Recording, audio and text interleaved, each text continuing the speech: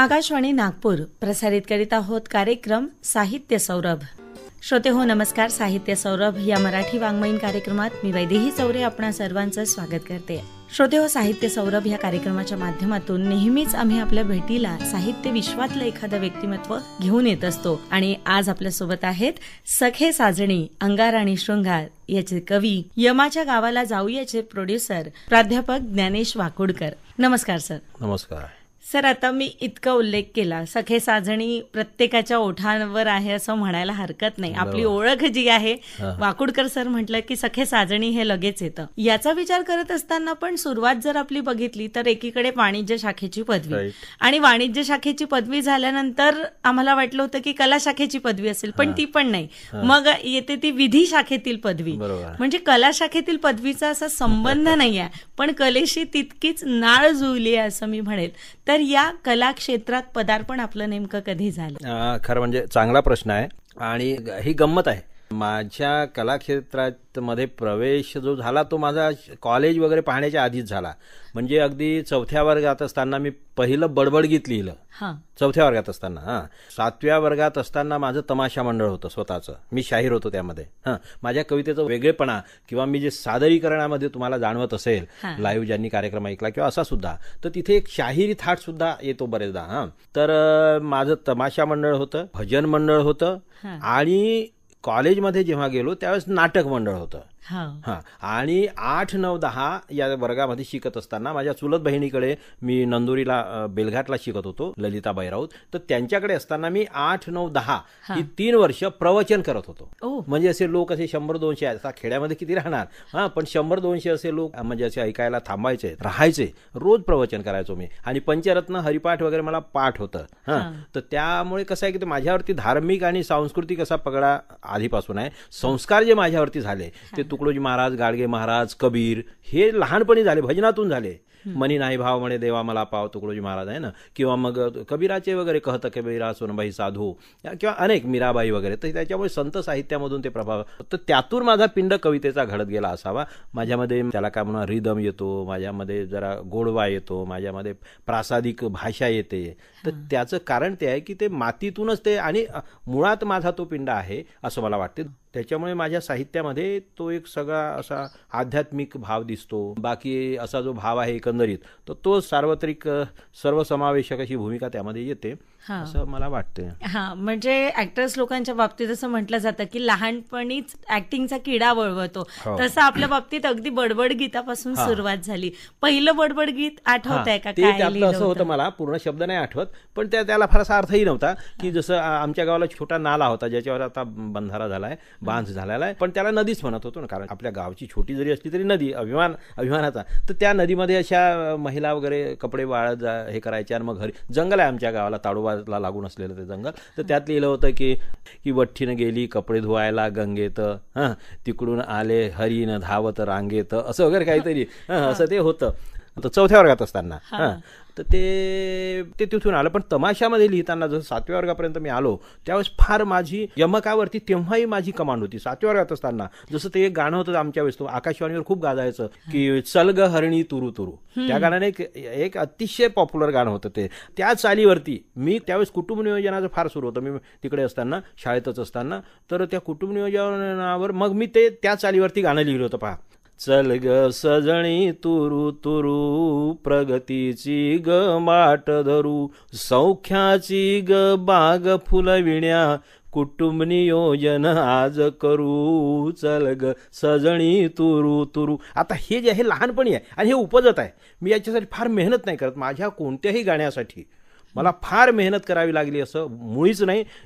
विमकाच्या बाबतीमध्ये मी तर आता बऱ्यापैकी, म्हणजे अक्षय कुमार काळे स्वतः म्हणतात की माझ्या ह्याच्यात फिलर्स नसतात. जसं आता चलग हे फिलर आहे, असो त्यात फार आपण जाऊ नये, पण ते 7व्या 8व्या वर्गात असताना लिहिलेलं ते आहे, त्याच्यामध्ये ते पण माझ्या ह्याच्यात फिलर्स नाही मिळणार.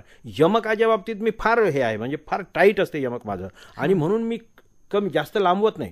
पण तर हे जे आहे, तर काय झालं की त्या बाबतीमध्ये निसर्गत आम्हाला फार मेहनत करावी लागत नाही. आणि जोपर्यंत मला त्याच्यात दम वाटतो तरच लिहितो, नाही तर मी फालतू फापट पसारा लिहत नाही. सखे साजणी एवढं मोठं झालं, 100 कडव्यांचं, किंवा मग तिकडे नदी 325 कडवी, तोही स्त्रीविषयक पण फिलॉसॉफिकल. सखे साजणी स्त्रीचाच विषय, पण तो एक वेगळ्या तरल अशा भावनेचं, प्रेम भावनेचं असं ते सगळं आहे. तर ते मुळातच होतं आणि उपजत आहे. जसं बहिणाबाईंनी कुठे अभ्यास केला पण नाही, तर मी काही बहिणाबाई एवढा जरी नसलो, पण ते उपजत असल्यामुळे आणि संवेदना आणि आकलन काय आहे मला माहीत नाही, लॉजिक माझं फार हे आहे त्याच्यामुळे ते. आणि शाहीर वगैरे होतो, नारी तुला सांगितलं कालपासून आणजो कापून माझे नारी गवताचा भारा वगैरे, हे जे आहे. किंवा माझं ते तुम्हाला सरपंच झाल्या बायका हे जे फार गाजते आहे ना, तर ते रमेश ठाकरेंचा मला एकदा फोन आला की बाबा सर म्हणे मला एक नवरा बायकोचा झगडा पाहिजे कॅसेटसाठी, त्यावेळेस कॅसेटचा जेवण होता. तर मी म्हटलं नवरा बायकोचा झगडा, म्हटलं देतो. तर तुम्हाला माहित आहे ते असं, अरे म्हटलं सगळं मला माहित आहे, नवरा बायकोचा झगडा काय नवीन विषय आहे. आणि मग मी पण त्याच्यात कसं आहे की नवरा बायकोचा झगडा हा तमाशातला सवाल जवाब म्हणतो की नाही, तसा तो प्रकार आहे. पण त्याला मी सामाजिक संदर्भ कसा दिला की आरक्षण जे आलं निवडणुकीमध्ये आणि मग महिलांना आरक्षण मिळते आणि मग महिलांना आरक्षण मिळाल्यामुळे नवऱ्याला उभं राहता येत नाही, मग बायकोला उभं करतो, बायको निवडून येते, 30 सरपंच होते, सत्ता त्याच घरात राहते. पण संदर्भ असे बदलतात की आधी पुरुष होता म्हणजे नवरा होता सरपंच, आता बायको झाली, मग बायकोच्या मागे लोक जाणार नॅचरली, कारण सत्ता तिच्या हातात आहे ना. मग याची जी सामाजिक दृष्ट्या मग याला वाटते की अरे आपल्याकडे कोणी लक्ष देत, अशी ती एक गंमत आहे. पण ते माझं सगळं मीटर त्याच्यामध्ये आणि फार संदर्भ नवीन आले, तर हे मला सहज जुळत जाते, म्हणजे सहज. भारूड लिहिन तर भारुडाच्या पद्धतीनं, सटायर लिहिन तर सटायरच्या पद्धतीनं, विनोद असेल तर मला विनोदी कवितेमधूनच मी हसवतो. इकडचं तिकडचं सांगून मला भसवण्याची गरज नाही पडत. बाहेरचे जोक मी कधी वापरत नाही बाहेर. बरोबर आहे, अगदी विविधांगी लेखन आहे आपलं. आणि सगळ्यात महत्वाचं बघितलं तर लोककलेशी आपली नाळ जुळलेली आहे असं म्हणावं लागेल इथे. त्यानंतर हे सगळं घडत असताना एखादी गोष्ट असते जी आपली आवडती असते, तर असा कुठला लेखन प्रकार आहे जो खूप आवडतो आणि हे जास्त लिहायला मजा येते असं वाटतं? असं मला काहीच, कारण मी सगळे प्रकार योगायोगानं समजा किंवा निसर्गाच्या मेहरबानीनं म्हणा, ते माझ्यात आतून पेरून ठेवलेलं आहे. त्याला मी काही नाही, मी ते काढून नाही राहिलो, आळशी माणूस आहे, त्याच्याबद्दल मला दोष द्यायला पाहिजे. पण ते कसं आहे, मला सगळेच प्रकार आवडतात. पण सगळ्यात कठीण प्रकार जर कोणता असेल ना, तर तो आहे रुबाई. तो गझलपेक्षाही कठीण आहे. म्हणजे गझल कठीण आहेच, पण रुबाई जास्त कठीण आहे, कारण 4च ओळीमध्ये ते सगळे करायचं. रुबाई म्हणजे 4च ओळीची असते आणि चारोळी म्हणजे 4 ओळी नाही, मात्र त्या 2 ओळींचे 4 तुकडे करतो आपण. जसं जेवढ्या आपल्या भेटी घडल्या तेवढ्याच पडल्या गाठी, ही एक ओळ आहे खरं म्हणजे. पण त्याला पण 2 तुकडे गेले की जेवढ्या आपल्या भेटी घडल्या तेवढ्याच पडल्या गाठी, सवड असल्यास उकलून बघ फक्त तुझ्यासाठी. तर ही जी गंमत आहे, पण ह्या 2च ओळी आहेत. आणि तीच रुबाई, मी व्यथांची वेधशाळा, कंप्लीट ओळ आहे.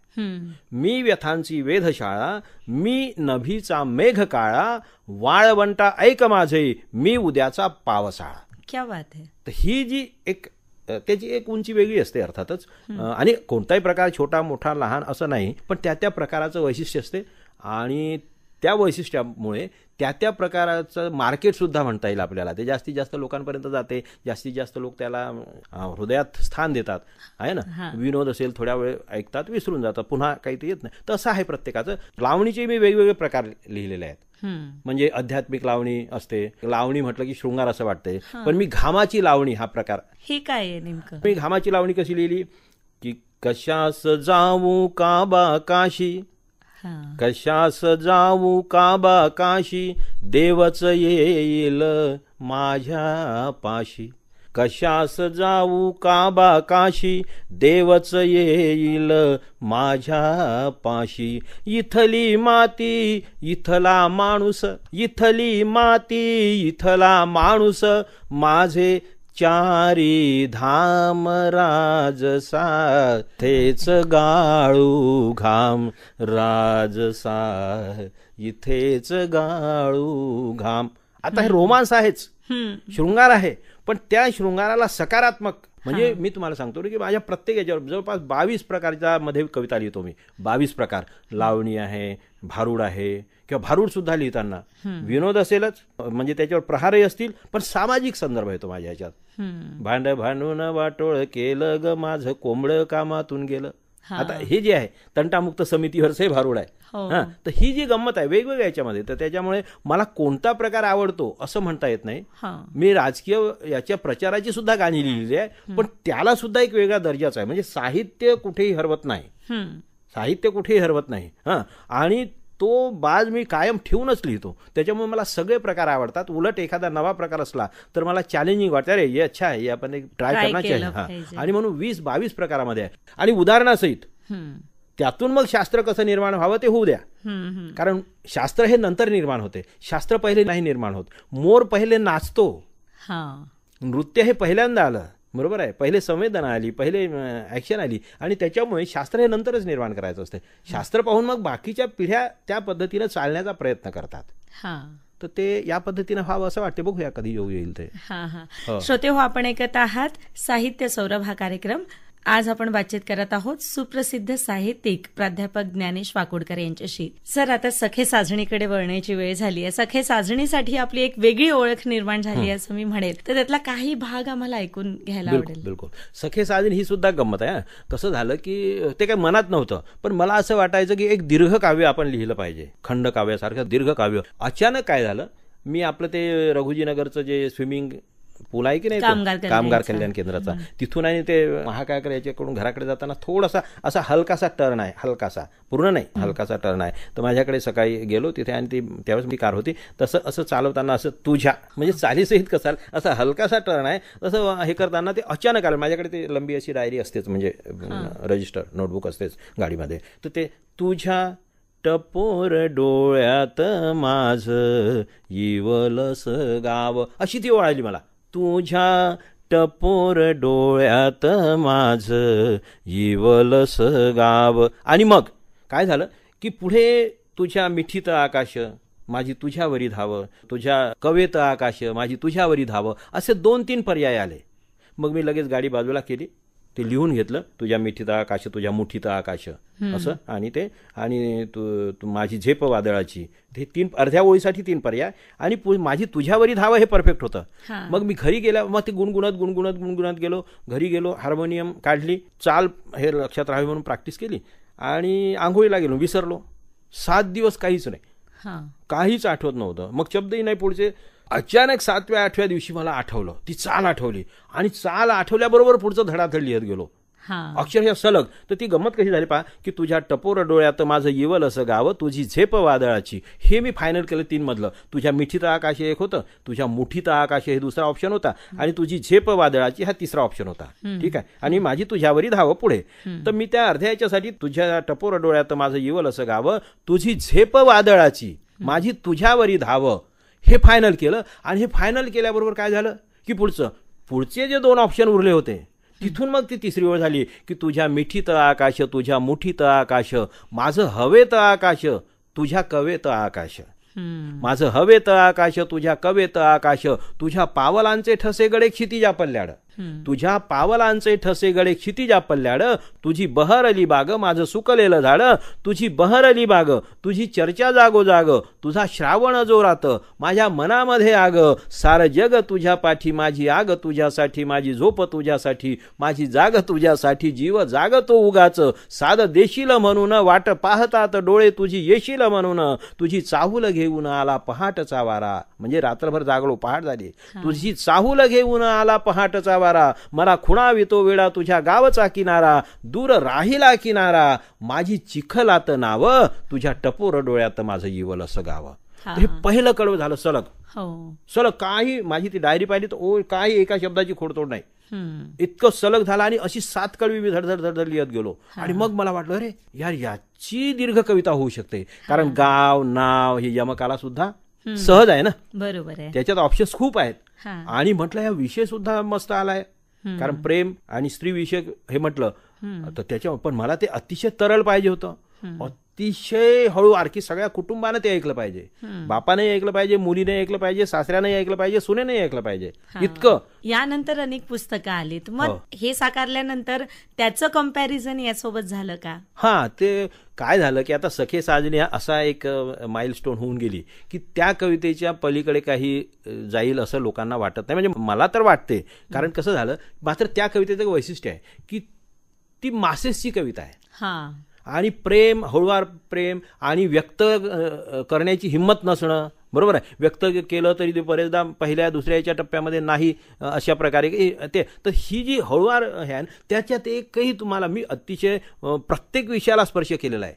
नाक आहे, कान आहे, डोळी आहे, पापणी आहे, भुवई आहे, अवयव आणि अलंकारांचा. हळुवार असल्यामुळे काय झालं की तो सार्वत्रिक विषय आहे, तर खूप प्रेम मिळालं सखे साजणीनं. आपण ती कविता जी आहे तिचं एक वेगळा जसं हे आहे. पण दुसरी गोष्ट कशी आहे की नदी ही माझी सखे साजणीच्या कितीतरी पुढची कविता आहे, कितीतरी पुढची आहे. पण कारण ती फिलॉसॉफिकल आहे की एक नदी आटली म्हणून थांबत नाही भरती, सागर कधी जगत नसतो अनुदानावरती. हे जे आहे एक नदी आटली म्हणून आणि सर्व क्षेत्रात लागू होते. एक नदी आटली म्हणून थांबत नाही भरती, सागर कधी जगत नसतो अनुदानावरती. समुद्राचं सारच वेगळं आणि खास.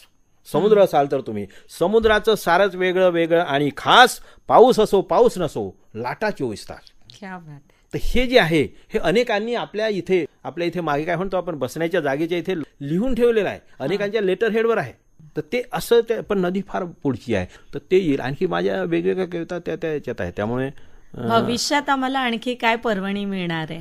माझ्या डोक्यात एक आहे आणखी एक की सांग तुकारामा. म्हणजे माझं खंड काव्य म्हणा किंवा दीर्घ काव्य एक सखे साजणी आहेच. दुसरं नदी हे होणार 350 कडव्यांचं ते आहेच तयारच आहे. तिसरं एक उठशील सकाळी तेव्हा, त्याचाही विषय स्त्री विषयक आहे पण अतिशय संवेदनशील, अतिशय नाजूक विषय. तिथे शृंगार वेगळ्या प्रकारचा स्त्री आणि पुरुषामधल्या म्हणजे जोडीचा जो शृंगार असा विषय आहे. तर ती तारेवरची कसरत आहे लक्षात घ्या. पण ते इतकं बॅलन्स आहे. पण मला असं वाटतं हे 3 माझे खंड काव्य म्हणा किंवा दीर्घ काव्य म्हणा, पण एक जे असेल माझ्या मनातलं जे आहे ते मला पूर्ण करायचं आहे की सांग तुकारामा हेही खंड काव्य असेल. त्याच्यामध्ये की जाऊनी या विठोबाला सांग तुकारामा ते आध्यात्मिक आहे पण विद्रोही आहे. त्यात माझ्या अंगानं बेस घेऊन विद्रोह आहे. किंवा दोन्ही थडी रडुनी या सांगे चंद्रभागा, आता तरी पुंडलिका होईना रे जागा. हे बघा की भारत म्हणा देश म्हणा काही असे कोणतेही संदर्भ घेऊ शकता की परिस्थिती एवढी झाली की तरुणांनी जागा झालं पाहिजे. तर ह्या ज्या गोष्टी आहेत ना तसे ते विद्रोह आहे, प्रचंड मोठा विद्रोह असेल. पण मी त्याला काय करतो, मी बॅलन्स करतो. आपल्या पुस्तकांना प्रस्तावना नसते आणि आपण कुठलेही पुरस्कार स्वीकारत नाही. याचं मुख्य कारण काय? याचं हेच कारण आहे की मला असं वाटतं की रसिक आणि मी रसिकांच्या मनामध्ये जे आहे ना की ते काही मार्केटिंगचा विषय नाही आहे. हा पेशंटच्या आपण नसामध्ये म्हणा किंवा पोटामध्ये जी गोळी देतो तिचा रिझल्ट दिसला पाहिजे आपल्याला. त्या गोळीनं काम केलं पाहिजे. गोळी खाल्ली किंवा भुकेच्यासाठी आपण काही खात असू तर त्याचं पोट भरल्यासारखं वाटलं पाहिजे, भूक शमली पाहिजे. आणि दुसरी एक गोष्ट महत्वाची ओघानं निघाली की माझ्या पुस्तकाचं आजपर्यंत मी प्रकाशन समारंभ घेतलेला नाही. 10 पुस्तकं झाली. जसं प्रस्तावना नाही बरोबर आहे तसंच प्रकाशन सुद्धा नाही, पुरस्कारही मी घेत नाही. आणि प्रकाशन करायचं मी पब्लिकमध्ये असतो की नाही, चला यार बाबा घ्या पुस्तकाचं प्रकाशन झालं, लोकांना द्यायचंय झालं, ओपन केलं झालं, विषय खतम झाला, लोकांच्या हातात गेलं संपलं, लोकार्पण झालं ना. आता जे नवोदित साहित्यिक आहे किंवा कवी आहेत त्यांना आपण काय मार्गदर्शन कराल? त्यांना एकच विनंती करीन की बाबा वाचन करा आणि ऐका. तुम्हाला एकतर पुस्तकांचं वाचन केलं पाहिजे, एक तुम्हाला जगता आलं पाहिजे, तुम्हाला मैदानामध्ये आलं पाहिजे, तुम्हाला लोकांच्या सोबत बोललं पाहिजे, लोकांमध्ये मिसळलं पाहिजे, तुम्हाला रस्त्यावर येऊनच काम करावं लागेल. त्यातून ज्या संवेदना किंवा त्यातून जे तुमचं आकलन जे प्रगल्भ होता येईल ना त्याच्यामध्ये तर पुस्तकामधून येऊ शकत नाही. पण तरी पुस्तकं वाचली तर काही प्रमाणामध्ये जो शेतकरी आहे शेतीमध्ये त्यांना नांगर टाकला तो काही फुटपट्टी घेऊन बसतो का की नाही एवढं हे जे आहे एवढ्या अंतरावरून चाललं पाहिजे असं नाही. पण ते बरोबर जाते ना, बरोबर आहे, कारण त्याच्यात जगण्याचा तो भाग आहे. तर कविता ही जगण्याचा भाग झाली पाहिजे. आणि आत्मचिंतन महत्वाचं आहे की जे तुझ्या स्वप्नात आहे तेच मी ही गात आहे, ओळखी झालीच कोठे ही तशी सुरुवात आहे. तर ही जी गोष्ट आहे एक सगळी गोष्ट सगळ्यात चांगली गोष्ट असेल ना तर मला वाटते साधं लिहा असं आहे ते. अगदी बरोबर म्हणालात. म्हणजे थोडक्यातच आपल्या बोलण्यात हे लक्षात आलं की कविता ही क्लाससाठी नाही तर माससाठी असायला हवी. आणि नवोदित कवींनी संवेदनशील राहणं तितकंच महत्वाचं आहे. संवेदनशील असाल आणि कविता जगाल तर आपोआप ती कविता उच्चांक गाठत असते. प्राध्यापक ज्ञानेश वाकोडकर सर आपण इथे आलात आणि एकंदरीतच आपला कवितेचा प्रवास आणि साहित्य प्रवास आमच्या सर्व श्रोत्यांसमोर उलगडला. आकाशवाणीतर्फे मी आपले आभारी आहे. धन्यवाद. नमस्कार. श्रोते हो, सुप्रसिद्ध साहित्यिक प्राध्यापक ज्ञानेश वाकोडकर यांची वैदेही चौरे यांनी घेतलेली मुलाखत आपण ऐकलीत आजच्या साहित्य सौरभ या कार्यक्रमात. पुन्हा भेटूया पुढील कार्यक्रमात. तोपर्यंत नमस्कार. या कार्यक्रमाच्या सादरकर्त्या होत्या संगीता अरसपुरे. ही आकाशवाणी नागपूर केंद्राची निर्मिती होती.